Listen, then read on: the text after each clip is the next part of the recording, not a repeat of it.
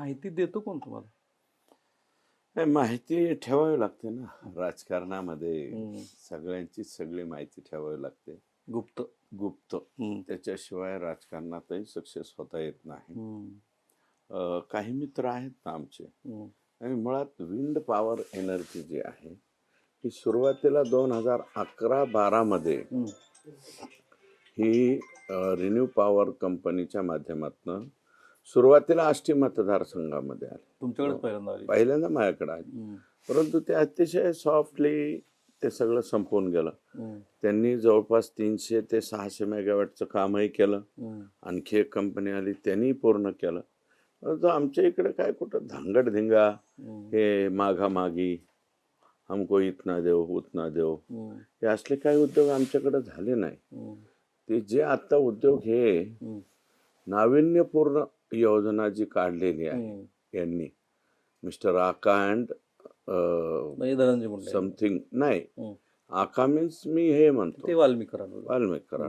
म्हणजे आका, त्यांच्या आकांचे सुपर आका हे ते डीएम आहे. यांनी जे नाविन्यपूर्ण योजना काढल्या, वाल्मीकरांच्या प्रत्येक गुन्ह्यातला खरा सूत्रधार हा धनंजय मुंडे. सगळ्याच्या सगळ्या म्हणता येणार नाही, पण परंतु मोस्टली आकांच्या कानावर घालूनच हे लोक करत असतील ना. तुम्ही 2 शब्द वापरलेले आहेत. एक तर आकांनी त्यांचं, मोठ्या आकांनी त्यांचं मंत्रीपद, त्याच्यानंतर जिल्ह्याचं पालकमंत्रीपद, हे म्हणजे आपलं रजिस्ट्री करतो ना, ते काय म्हणतो त्याला आपण, ते प्रकाश सोळंकीवर बोलले ना की पहिली 4 वर्ष तर ते वाल्मीकरांकडेच धनंजय मुंडे यांच्या पॉवर ऑफ अटर्नी पूर्णतः, म्हणजे पूर्ण खरेदीसह सगळे अधिकार, जमीन ह्यांची. फक्त कसायापुरती नाही दिली, ती विक्रीचे सुद्धा अधिकार. किती माणसं मारली असायची वाल्मिकीने म्हणत नाही मी, परंतु मी नाव कोणाचं घेणार नाही, पण जिल्ह्यामध्ये मर्डर जे झालेले, संगीत दिघोळे ते आता संतोष आमचा मस्साजोगचा सरपंच, याच्यापर्यंत साधारणतः 12 ते 15ची लिस्ट आहे जी की वाल्मीकडे. आणि कुठेही रेकॉर्ड वरती न आलेले सुद्धा काही लोक आहेत, जे लोक घाबरून ज्यांनी FIRच नाही केली. आता घरचं तर गेलंय, पण आता पुढचे कच्चे बाच्चे आहेत, यांचं काय करायचं म्हणून सुद्धा दबलेली प्रकरणे फार आहे. तर मला जे काही फोन आले परळीतनं, ते असं म्हणतात की 2 दशकामध्ये साधारणतः 135 ते 150 माणसं डिसअपिअर. खरं आहे काय? 100% असतील, काहीच अडचण नाही. फक्त एक आहे की ते पुढे येणार नाही, थोडा वेळ जाऊ द्या ना यांना. हे जर मंडळी पॉवर मधून बाजूला निघाली असं वाटलं आणि हे जर जेलमध्ये राहिले, तर मग त्यावेळेस सुस्कारा टाकून ते लोक पुढे येतील ना. आता काय करतायत, ज्या फॅमिलीज अशा पुढे यायला बघताय त्यांना लगेच यांची माणसं पटपट पटपट त्यांच्या घरी जातात, लगेच त्यांना सांगतात काही बोलू नका.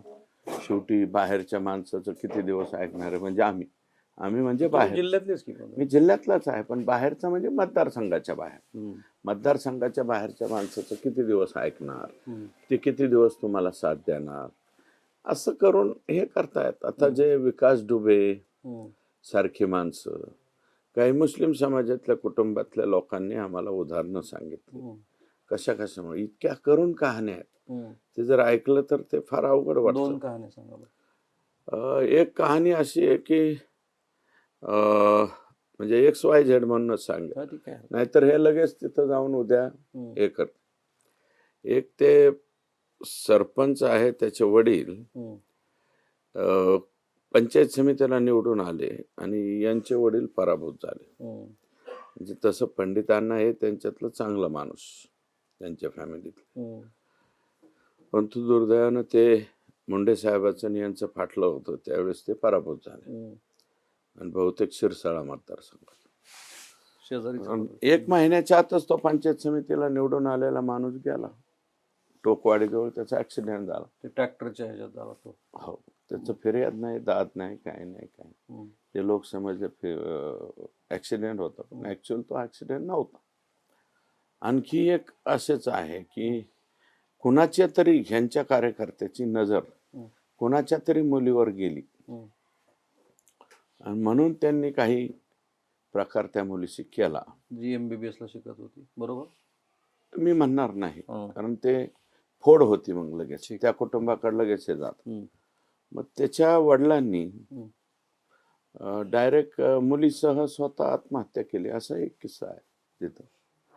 पण तुम्हाला हे माहिती आहे ना की फौजदारी संहितेमध्ये जेव्हा सार्वजनिक गोष्टी आपण करतो तेव्हा ही जबाबदारी येते व्यक्तीची की त्यांनी ते पुरावे दिले पाहिजे. ते पुरावे दिले पाहिजेत ना. हं. आता संबंधित मी झाले. मी काय म्हणतो, हं. इतक्या लवकर लोक पुढे येणार नाही. अहो आता ते काल परवाच मी परभणीला काल गेलतो. परमार नावाची एक लेडी मला भेटायला आल्या. परमार, हं. त्यांची 10 स्टँडच्या पाठीमागं काहीतरी 10 एकर जमीन या परमार फॅमिलीची. हं. त्यातली 6 एकर एसटी स्टँडनी ताब्यात ताब्यात घेतली. घेतली. हं. उर्वरित राहिलेली 4 एकर जी आहे त्या 4 एकरामध्ये यांचं एक घर होतं आणि यांच्या भावकीचं एक घर होतं. परमार हे बहुतेक कोणत्या वेगळ्या समाजाचे लोक आहेत, मला जात माहीत नाही. हं. राहुलजी तुम्ही पाहता, मला अजून आयुष्यामध्ये हं. जात हा फॅक्टर अजून शिवलेला नाही. आता भविष्यात कधी शिवला तर मला काय माहिती. मग तरी तुम्हाला वंजारी समाजाने भरपूर मतं दिली. हो, चांगले दिले. माझ्याकडे वंजारी समाजाचे मी माणसं आलो आहेत. त्या निवडणुकीच्या वेळेला. माझ्या बरोबर प्रामाणिकपणे काम करणारे वंजारी समाजाचे मग माणसं आता आहेत. वंजारी समाज आणि लोक आता म्हणत मी नाही ना पाहिलं ना, आता तुम्ही स्टेजवरती मी म्हणलं, हं. वंजारी समाजाच्या माणसांनी, हं. कोणत्या माणसांना पटलं हे जे दुष्कृत्य ह्यांनी केलंय, हं. हे समाजाला पटलंय? वंजारी समाज अजिबात.